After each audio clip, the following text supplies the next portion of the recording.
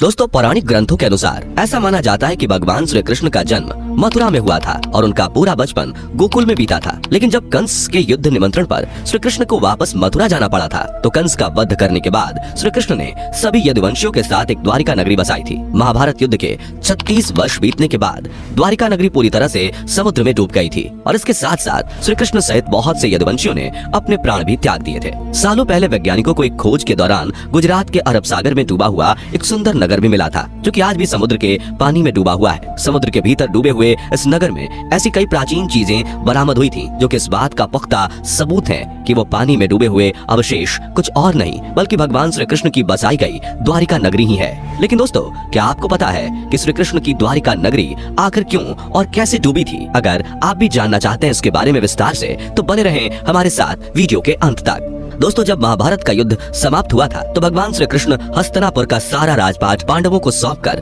द्वारिका पर शासन करने लगे थे। और जब अंतिम घड़ियों में श्री कृष्ण ने अपना देह त्याग किया था तो उनके देह त्यागने के बाद ही उनके द्वारा बसाई गई द्वारिका नगरी भी समुद्र में डूब गई थी। पौराणिक कथाओं के मुताबिक द्वारिका नगरी के समुद्र में डूबने के दो मुख्य कारण बताए जाते हैं, जिनमें से पहला कारण है कि कौरवों की माता गांधारी का श्री कृष्ण को श्राप देना और दूसरा है कि कई ऋषियों ने मिलकर श्री कृष्ण के पुत्र सांब को श्राप दिया था, जिस वजह से द्वारिका नगरी समुद्र में डूब गई थी। इनमें से पहली कथा के मुताबिक ऐसा बताया जाता है कि जब कौरवों और पांडवों के बीच लड़ा गया महाभारत युद्ध समाप्त हुआ तो इस युद्ध में सभी पांडव कौरवों का वध करने के बाद श्री कृष्ण के साथ हस्तिनापुर आए थे। हस्तिनापुर पहुंचने पर महर्षि व्यास के शिष्य संजय ने कौरवों की माता गांधारी को बताया कि सभी पांडव श्री कृष्ण के साथ हस्तिनापुर आ चुके हैं। पांडवों के हस्तिनापुर पहुंचने की खबर सुनने के बाद कौरवों की माता गांधारी गुस्से से तिलमिला उठी, क्योंकि गांधारी ये मानती थी कि महाभारत का युद्ध हुआ नहीं था बल्कि करवाया गया था और इस महाभारत युद्ध के जिम्मेदार सिर्फ और सिर्फ श्री कृष्ण हैं। इस महाभारत युद्ध के होने से माता गांधारी के सभी कौरव पुत्र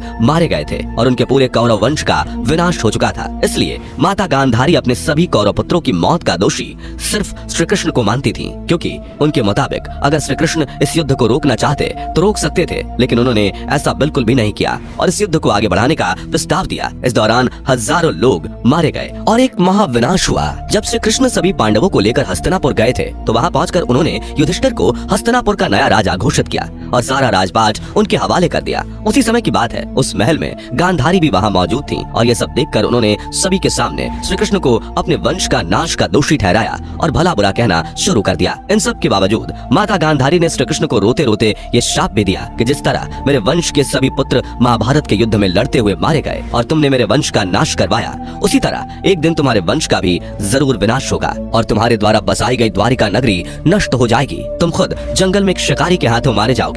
माता गांधारी की ये सारी बातें सुनकर श्री कृष्ण मुस्कुराने लगे और कहा कि माता, मुझे आपका ये श्राप स्वीकार है। श्री कृष्ण की ये बातें सुनने के बाद माता गांधारी उन्हें देखकर रोने लगी। कुछ देर बाद उन्हें अपनी गलती का एहसास हुआ। इसके बाद जब माता गांधारी श्री कृष्ण से माफी मांगने के लिए गयी तो श्री कृष्ण ने उन्हें समझाया कि माता, आपके द्वारा दिया गया श्राप तो मेरे लिए एक प्रसाद जैसा है। श्री कृष्ण की ये बातें सुनकर वहाँ खड़े सभी पांडव भाई भी रोने लगे और सोचने लगे कि माता गांधारी ने श्री कृष्ण को ये कैसा श्राप दे दिया है। कुछ समय बीतने के बाद श्री कृष्ण हस्तिनापुर छोड़कर वापस द्वारिका चले गए। दोस्तों, ऐसा बताया जाता है कि श्री कृष्ण खुद ये चाहते थे कि कौरवों की माता गांधारी उन्हें श्राप दे, क्योंकि जब महाभारत का युद्ध समाप्त होने के बाद पृथ्वी पर धर्म की पुनः स्थापना हुई थी तो इसके साथ साथ श्री कृष्ण के जीवन का उद्देश्य भी समाप्त हो गया था और वह जल्द से जल्द अपने परधाम को लौटना चाहते थे। महाभारत युद्ध के दौरान जब सभी पापियों का विनाश हो चुका था तो उसके बाद पृथ्वी पर केवल वही लोग जीवित बचे थे जो कि सच्चे दिल से भगवान को मानते थे और हमेशा धर्म का रास्ता अपनाते थे।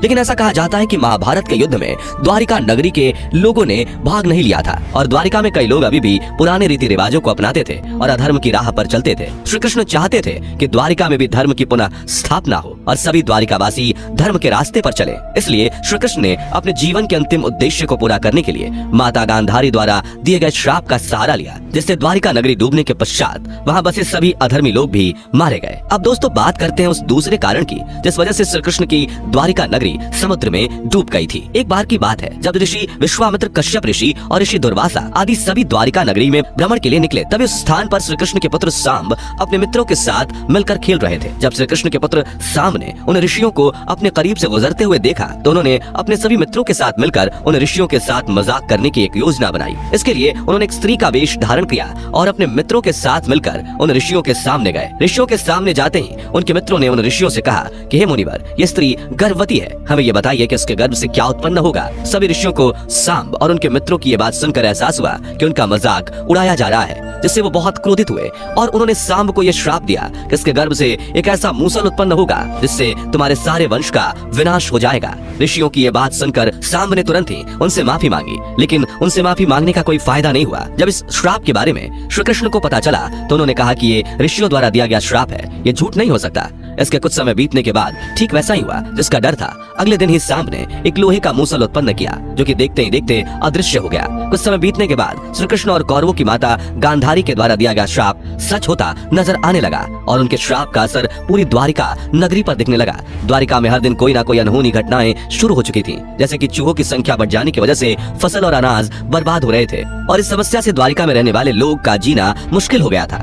इस समय तक द्वारिका वासियों में मतभेद इतने ज्यादा बढ़ चुके थे कि उनके बीच आए दिन किसी न किसी बात पर झगड़ा होता रहता था। इसी के साथ साथ सभी द्वारिका वासी तामसिक क्रियाओं के भी शौकीन हो चुके थे। ये बातें देखते हुए श्री कृष्ण ने अर्जुन तक यह संदेश भिजवाया कि वो द्वारिका आकर उनके नगर के कुछ लोगों को एक सुरक्षित स्थान पर ले जाएं। श्री कृष्ण का यह संदेश जब अर्जुन के पास पहुंचा तो वो उनसे मिलने द्वारिका गए। द्वारिका जाकर अर्जुन ने देखा कि यहाँ तो सभी यदुवंशी आपस में लड़ कर एक दूसरे का विनाश कर रहे हैं। अर्जुन को देखकर श्री कृष्ण ने उनसे ये कहा कि द्वारिका जल्द ही समुद्र में डूबने वाली है। हे अर्जुन, इसलिए तुम यहाँ से सभी द्वारिका वासियों को अपने साथ लेकर हस्तिनापुर चले जाओ। श्री कृष्ण की ये बात सुनकर अर्जुन सभी द्वारिका वासियों को अपने साथ ले जाने के लिए राजी हो गए और इसके लिए वो तैयारियां करने लगे। लेकिन तभी श्री कृष्ण के पुत्र प्रद्युम्न की मृत्यु हो जाती है। प्रद्युम्न की मृत्यु के बाद श्री कृष्ण के भाई बलराम भी अपने प्राण त्याग देते हैं। इसके बाद श्री कृष्ण एक दिन वन में पेड़ की छांव के नीचे बैठकर माता गांधारी के द्वारा दिए गए श्राप के बारे में सोच रहे थे।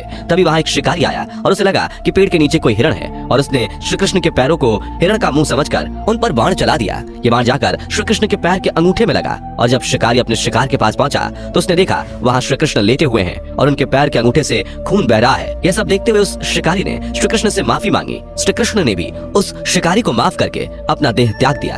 जब श्री कृष्ण की मौत की खबर उनके पिता वासुदेव को पता चली तो उन्होंने भी अपनी तीनों पत्नियों के साथ अपना देह त्याग कर दिया। जिसके बाद अर्जुन ने उन सभी का अंतिम संस्कार किया। इसी के साथ साथ जितने भी द्वारिकावासी आपस में लड़कर मारे गए थे, अर्जुन ने उन सब का भी अंतिम संस्कार किया। इसके बाद अर्जुन को सभी द्वारिकावासियों को हस्तिनापुर ले जाने का वचन याद आया, जो कि उन्होंने श्री कृष्ण और उनके पिता वासुदेव को दिया था। फिर अर्जुन द्वारिका में बचे हुए सभी लोगों को अपने साथ हस्तिनापुर ले गए। अर्जुन के हस्तिनापुर पहुंचने के बाद देखते ही देखते श्री कृष्ण की द्वारिका नगरी समुद्र में डूब गई थी। ऐसा बताया जाता है कि साल 1963 में पहली बार पुरातत्व विभाग को गुजरात के पास वाले समुद्र से द्वारिका के अवशेष प्राप्त हुए थे और इसी के साथ साथ उन्हें तकरीबन 3000 साल पुराने बर्तन भी मिले थे। वैसे दोस्तों, कमेंट करके बताइए कि आज की हमारी जानकारी आपको कैसी लगी। जाने से पहले वीडियो को लाइक शेयर जरूर करें और ऐसे ही और वीडियोस के लिए इस चैनल को सब्सक्राइब करके बेल नोटिफिकेशन को भी जरूर ऑन कर लें। धन्यवाद।